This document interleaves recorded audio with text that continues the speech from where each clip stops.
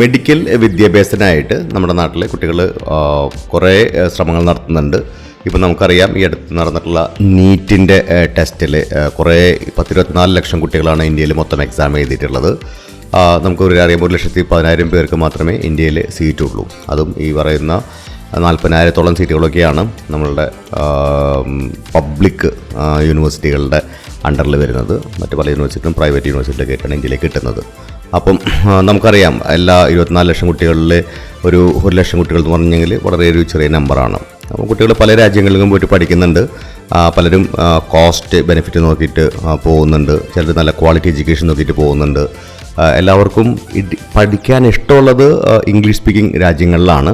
പക്ഷേ അവിടുത്തെ കോസ്റ്റൊക്കെ വളരെയധികം എക്സ്പെൻസീവ് ആണ്.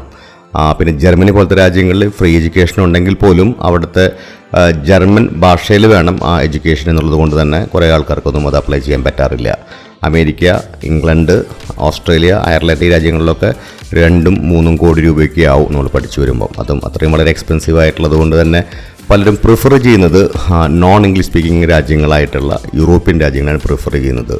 അപ്പോൾ യൂറോപ്പിൽ ഹൈ ക്വാളിറ്റി ഉള്ള ഒരു എഡ്യൂക്കേഷൻ നമുക്ക് കിട്ടുന്നുണ്ട്.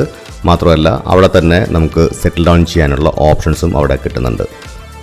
ഇതിൽ നോക്കുമ്പം ഏറ്റവും ഐഡിയലായിട്ട് തോന്നുന്ന രാജ്യങ്ങൾ എന്ന് പറയുന്നത് ഒന്ന് പോളണ്ടാണ്. കാരണം പോളണ്ടിൽ യൂറോപ്പിലെ തന്നെ ഏറ്റവും പോപ്പുലേറ്റഡ് ആയിട്ടുള്ള ഒരു രാജ്യമാണ് പോളണ്ട് എന്ന് പറയുന്നത്. അവിടെ മെഡിക്കൽ വിദ്യാഭ്യാസം, അത് MBBS മാത്രമല്ല, ഈവൻ നേഴ്സിങ്ങിനാണെങ്കിൽ പോലും ധാരാളം റിക്വയർമെൻറ്റ് വരുന്നുണ്ട്. അവിടെ തന്നെ ജോബ് ഓപ്പർച്യൂണിറ്റീസ് ഉള്ളതുകൊണ്ട് തന്നെ ഈ പോളണ്ടിൽ ഇപ്പോൾ പഠിച്ചു കഴിഞ്ഞാൽ കുട്ടികൾക്ക് തിരിച്ച് ഇന്ത്യയിലേക്ക് വരേണ്ട അത്യാവശ്യം പോലുമില്ല. വേണമെങ്കിൽ അവർക്ക് അവിടെ തന്നെ ജോലി ചെയ്ത് സെറ്റിൽ ഡൗൺ ചെയ്യാവുന്നതാണ്. അവിടെ ഏകദേശം ഒരു 10,000 യൂറോയോളാണ് ഫീസ് വരുന്നത്. 6 വർഷമാണ് ഈ രാജ്യങ്ങളിലൊക്കെ MBBS ഉണ്ടായിരിക്കുക. അതിൽ ഇൻറ്റേൺഷിപ്പും ഇൻക്ലൂഡഡ് ആണ്. അപ്പോൾ അവർ 6 വർഷം പഠനം കഴിഞ്ഞ് പുറത്തിറങ്ങുമ്പം അവർക്ക് ബേസിക്കലി പ്രാക്ടീസിന് റെഡി ആയിട്ടുള്ള ആൾക്കാരാണ്. എങ്കിലും ഒരു കാര്യം ഓർക്കേണ്ടതെന്ന് വെച്ചെങ്കിൽ ഇവരുടെ വിദ്യാഭ്യാസമെല്ലാം ഇംഗ്ലീഷിലാണെങ്കിലും അവർ പ്രാക്ടീസ് ചെയ്യാൻ പോകുന്ന സമയത്ത് അവിടുത്തെ ലോക്കൽ ലാംഗ്വേജ് അറിഞ്ഞിരിക്കണം. പോളണ്ടിൽ ഇപ്പോൾ പോളിഷ് ലാംഗ്വേജ് ആണ്. ആ പോളിഷ് ലാംഗ്വേജ് അറിഞ്ഞു കഴിഞ്ഞാൽ മാത്രമേ അവിടെ നമുക്ക് രോഗികളെ ആയിട്ട് ഇൻട്രാക്ട് ചെയ്യാൻ പറ്റുള്ളൂ. അപ്പം നമുക്ക് അവിടെ പഠിക്കുന്ന സമയത്തിനൊപ്പം തന്നെ ഈ ലാംഗ്വേജുകളും കൈകാര്യം ചെയ്യാൻ പഠിക്കുകയാണെന്നുണ്ടെങ്കിൽ നമുക്ക് ഈ 6 വർഷം കഴിഞ്ഞ് കഴിഞ്ഞാൽ അവിടെ തന്നെ നമുക്ക് ജോലി കിട്ടാനുള്ള സാധ്യത വളരെ കൂടുതലാണ്. ഇനി പോളണ്ടിനെ പോലെ തന്നെ വേറെ വളരെ ഇമ്പോർട്ടൻ്റ് ആയിട്ടുള്ള ഒരു ലൊക്കേഷനാണ് ലാറ്റ്വിയ എന്ന് പറയുന്നത്. ലാറ്റ്വിയ പോളണ്ടിന് തൊട്ടടുത്ത് കിടക്കുന്ന രാജ്യമാണ്. പഴയ USSR റഷ്യയുടെ ഭാഗമായിട്ടുള്ള രാജ്യമായിരുന്നു. പക്ഷേ അവരും നല്ല ക്വാളിറ്റി എഡ്യൂക്കേഷനാണ് കൊടുക്കുന്നത്. മെഡിക്കൽ ഇതര വിദ്യാഭ്യാസത്തിനായിട്ട് ധാരാളം കുട്ടികൾ അവിടെ പോകുന്നതായിട്ട് നമ്മൾ കണ്ടിട്ടുണ്ട്.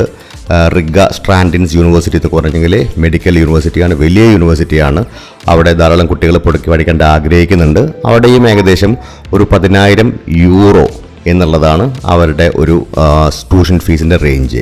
10,000 യൂറോ എന്ന് പറയുമ്പോൾ നമ്മുടെ നാട്ടിലത്തെ ഏകദേശം ഒരു 8.5-9 ലക്ഷം രൂപയാണ് ഒരു വർഷത്തെ അവരുടെ ചിലവ് വരുന്നത്. ഇനി അതുകൊണ്ടനുബന്ധിച്ച് പറയാവുന്ന രാജ്യം ലിത്വാനിയയാണ്. ലിത്വാനിയയിലും മെഡിക്കൽ വിദ്യാഭ്യാസം വളരെ ഫേമസ് ആണ്. നേരത്തെ പോളണ്ടിനെ പറ്റി പറഞ്ഞ പോലെ തന്നെ ലിത്വാനിയയിലും MBBSനെ പോലെ തന്നെ നേഴ്സിംഗ് വളരെ പോപ്പുലറാണ്. അപ്പോൾ ഈ രാജ്യങ്ങളിലൊക്കെ നമ്മൾ പഠിക്കുമ്പോൾ നമുക്ക് യൂറോപ്യൻ സ്റ്റാൻഡേർഡിലുള്ള ഒരു വിദ്യാഭ്യാസം കിട്ടുന്നതെന്ന് മാത്രമല്ല, ഇവിടെ തന്നെ നമുക്ക് ജോലി കിട്ടാനും അവിടെ തന്നെ സെറ്റിൽ ഡൗൺ ചെയ്യാനുള്ള ഓപ്ഷൻസും വളരെ അധികമാണ്. നമ്മളിതിൻ്റെ കോസ്റ്റ് പറഞ്ഞ ഒരു 10,000 യൂറോ, അതായത് 8.5 ലക്ഷം 9 ലക്ഷം രൂപ, 8.5 മുതൽ 9 ലക്ഷം രൂപ വരെയാണ് ഇവിടെ നമ്മളുടെ ഒരു വർഷത്തെ വിദ്യാഭ്യാസത്തിൻ്റെ കോസ്റ്റ് വരുന്നത്. ഇതുകൂടാതെ നിങ്ങൾക്ക് ലിവിങ് എക്സ്പെൻസുകൾ, അതായത് താമസിക്കാനും അവിടെ ട്രാവൽ ചെയ്യാനൊക്കെ ആയിട്ട് നമുക്ക് കുറച്ചും കൂടി പൈസ കാണേണ്ടി വരും. റിലേറ്റീവ്ലി അത്ര എക്സ്പെൻസീവ് ആയിട്ടുള്ള രാജ്യങ്ങളല്ല. നമ്മൾ UK അല്ലെങ്കിൽ USA ഒക്കെ കമ്പയർ ചെയ്യുകയാണെന്നുണ്ടെങ്കിൽ അത്രയൊന്നും എക്സ്പെൻസീവ് അല്ല ഈ രാജ്യങ്ങളിൽ ജീവിക്കുക എന്നുള്ളത്. ഏകദേശം ഒരു 200 മുതൽ 250 യൂറോ, അതായത് നമ്മുടെ നാട്ടിലത്തെ ഒരു 20,000 രൂപ 25,000 രൂപ ഒക്കെ ഉണ്ടെന്നുണ്ടെങ്കിൽ അവർക്ക് സുഖമായിട്ട് അവർക്ക് ജീവിച്ച് പോകാവുന്നതാണ്. അപ്പം ഈ അവസരങ്ങളല്ലാതെ ഇനി കോസ്റ്റ് കുറഞ്ഞ ഓപ്ഷൻസും യൂറോപ്പിൽ അവൈലബിൾ ആണ്. എസ്പെഷ്യലി ബോസ്നിയ പോലത്തെ ഒരു രാജ്യമുണ്ട്.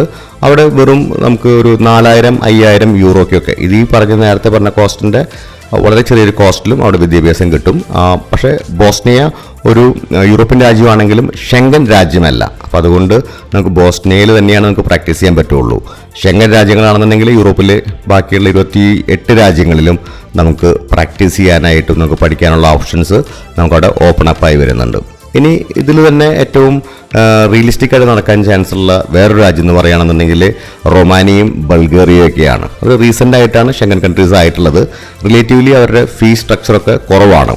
പക്ഷേ എല്ലാവരും ഈ പറയുന്ന ഓപ്പർച്യൂണിറ്റീസിൻ്റെ കാര്യം പറയുകയാണെന്നുണ്ടെങ്കിൽ ഒരു പക്ഷേ പോളണ്ട് തന്നെയായിരിക്കും കുറച്ചും കൂടി നല്ലൊരു ഓപ്ഷൻ നമുക്ക് പ്രൊവൈഡ് ചെയ്യുന്നത്.